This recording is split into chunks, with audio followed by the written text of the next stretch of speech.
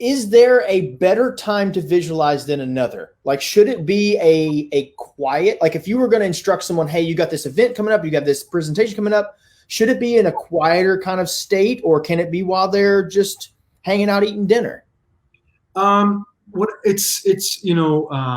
Their mental skills are just like the physical skills. The more we practice, the more familiar, the more habitual it becomes, right? If we're going to go out, like us, right? We've been riding bikes for a while. We've been running for a while. We don't really have to think about form, right? Or pedal stroke. It's just natural because the hours we put in, foot strike, what you're doing with your arms, all that's et cetera when you're running. So those are honed over time. So your mental skills, same way. But when you're just starting out, ultimately it's user specific.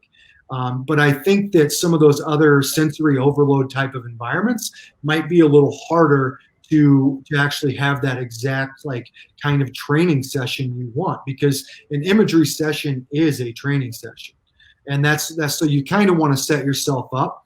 I'm confident that people build the ability to be able to do that on an airplane traveling to a race, or on a car ride if you're not driving, on your way to the office to give a speech, right? Or you're gonna do a presentation, things like that, going through all that.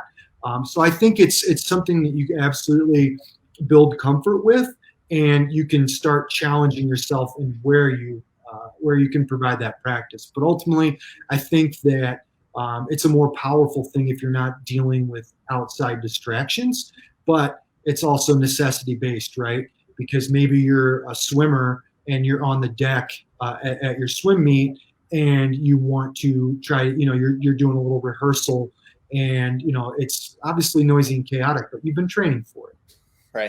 Right. That's your moment to shine.